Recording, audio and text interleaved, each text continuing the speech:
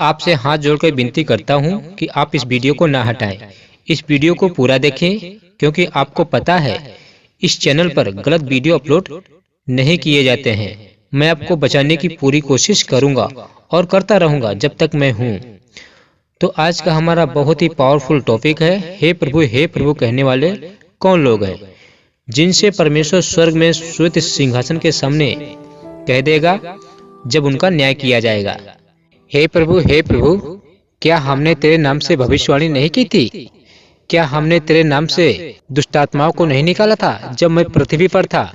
क्या आपने देखा नहीं था जब मैं दुष्टात्माओं आपके नाम से निकालता था? जब मैं पृथ्वी पर था तब बड़े बड़े आश्चर्य कर्म नहीं किया करता था? तो वे लोग यीशु के सामने कहेंगे ये बातें, क्या मैंने तेरे नाम से ये नहीं किया था? जब उनको नरक में डाला जाएगा उससे पहले वो कहेंगे, गिड़गिड़ाएंगे यीशु के सामने। तब यीशु मसीह उन लोगों से कह देगा मैं तुम्हें नहीं जानता हूँ। न्याय किया जाएगा और न्याय करके उनको उसी के आधार पर सजा दी जाएगी और हमेशा के लिए आग की झील में डुबा दिया जाएगा। तो वीडियो को शुरू करता हूँ।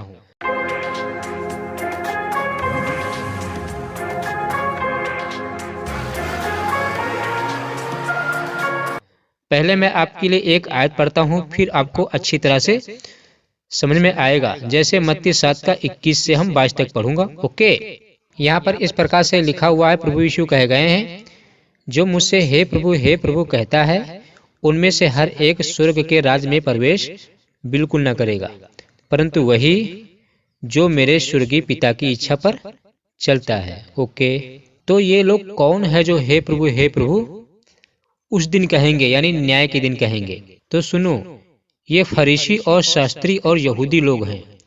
आप लोग नहीं हो, क्योंकि आप तो यीशु के साथ पहले ही चले जाओगे रैप्चर में, तो आपका न्याय नहीं किया जाएगा। न्याय उन्हीं का किया जाएगा जिनको नरक में डाला जाएगा। आपका न्याय जब होगा जब आपको स्वर्ग में पुरस्कार दिया जाएगा। इसके लिए आप पढ़ लेना, जैसे प्रकाशित वाक्य में पढ़ लेना, 22 अध्याय उसका 12 वचन में लिखा हुआ है। एक दिन फरीसी और शास्त्री लोग यरूशलेम आए थे। उस समय यीशु भी वहां पे मौजूद था, जैसे मरकुस 7 अध्याय उसका 1 वचन। तब फरीसी और कुछ शास्त्री जो यरूशलेम में आए थे उसके पास इकट्ठा हुए, यानी यीशु के पास इकट्ठा हुए, और उन्होंने उसके कुछ चेलों को अशुद्ध अर्थात बिना धोए हाथ से रोटी खाते देखा।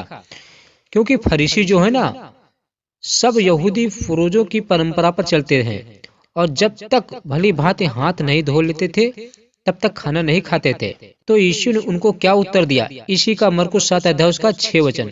यीशु ने उनको उत्तर दिया, उन शास्त्रियों फरीसियों को जो परंपराओं पे चलते थे। उसने उनसे कहा, यानी यीशु ने कहा यशायाह ने, तुम कपटियों के विषय में बहुत ठीक भविष्यवाणी की है, जैसे लिखा है, ये लोग होठों से तो मेरा आदर करते हैं परंतु उनका मन मुझसे दूर रहता है। हाँ, ये बात सच है। जो फरीसी सदूकी लोग हैं ना, शास्त्रीय लोग, ये यीशु का नाम तो लेते थे लेकिन पूरी तरह से विश्वास नहीं करते थे कि ये परमेश्वर है। ओंठों से नाम लेते थे। आज भी कुछ ऐसे मसीही हैं सिर्फ ओंठों से ही नाम लेते हैं लेकिन सच्चे मन से यीशु के पास नहीं आए हैं। अब यशायाह ने कहाँ पर पहले से ही भविष्यवाणी करके रखी है, तो मैं आपको बता देता हूँ। जैसे यशायाह 29 अध्याय का 13 वचन, यहाँ पर इस प्रकार से लिखा हुआ है, प्रभु ने कहा, ये लोग जो मुझसे मेरा आदर करते हुए समीप यानी पास आते हैं परंतु अपना मन मुझसे दूर रखते हैं। ये कौन लोग हैं? ये शास्त्री और फरीसी और यहूदी लोग हैं। ऊपर से तो प्रभु प्रभु कहते हैं लेकिन यीशु से प्यार नहीं करते थे और कभी उसे परमेश्वर नहीं मानते थे। इसीलिए यीशु मसीह ने कहा, ये मेरा आदर करते हुए समीप आते हैं परंतु अपना मन मुझसे दूर रखते हैं, और जो केवल मनुष्य की आज्ञा सुन सुनकर मेरा भय मानते हैं। यहूदी जो लोग थे ना, अपने पुरनियों की परंपराओं को मानते थे। हाथ धोकर खाना खाना, नहाकर खाना खाना, वो परंपराओं को ज्यादा मानते थे। अब मैं दूसरी आयत पढ़ता हूँ और समझाता हूँ, जैसे मत्ती 7 अध्याय उसका 22 वचन। उस दिन कब? जब न्याय करने को बैठेगा तब कहेंगे ये लोग, यहूदी और शास्त्री और फरीसी लोग जिन्होंने यीशु पर विश्वास नहीं किया था। मैं आपके लिए पढ़ देता हूँ। उस दिन बहुत से लोग मुझसे कहेंगे, हे प्रभु क्या हमने तेरे नाम से भविष्यवाणी नहीं की और तेरे नाम से दुष्ट आत्माओं को नहीं निकाला और तेरे नाम से आश्चर्य कर्म नहीं किए? ये कब कहेंगे? जब श्वेत सिंहासन के सामने प्रभु यीशु न्याय करने को बैठेगा तब ये लोग कहेंगे, हमने तेरे नाम से ये काम नहीं किए थे जब मैं पृथ्वी पर था। जब मैं पृथ्वी पर था तो मैंने तेरे नाम से दुष्ट आत्माएं नहीं निकालता था।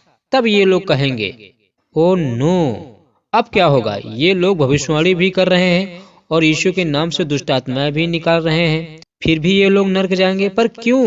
क्या कारण है? मैं बताता हूँ ये लोग कौन है। ये शास्त्री और फरीसी लोग हैं। उस दिन सिंहासन के सामने चिल्लाएंगे, मचाएंगे, हाहाकार मचाएंगे जब उनको नरक में डाला जाएगा। ये नहीं किया था, वो नहीं किया था, ऐसे यीशु के साथ कहेंगे। यीशु के सामने एक भी मसीही जिसका उद्धार हो गया होगा, वो श्वेत सिंहासन के सामने नहीं खड़ा किया जाएगा, उसी को खड़ा किया जाएगा जिसको नरक में डाला जाएगा। अब मैं आपको 22वीं आयत का सही अर्थ समझाऊंगा। जो लोग भविष्यवाणी भी कर रहे हैं, दुष्ट आत्मा भी निकाल रहे हैं, फिर भी ये लोग स्वर्ग नहीं जाएंगे, इस आयत का सही अर्थ बताता हूँ। देखिए, हमें एक दूसरे से आयत मिलाकर पढ़नी चाहिए, तब सब कुछ समझ में आ जाएगा। मैं बताता हूँ ये लोग कौन हैं। एक दिन इफिसुस नगर में पौलुस प्रचार कर रहा था, तो कुछ लोग जो यहूदी लोग थे, वे लोग झाड़ा फूकी करते थे, तंत्र मंत्र करते थे।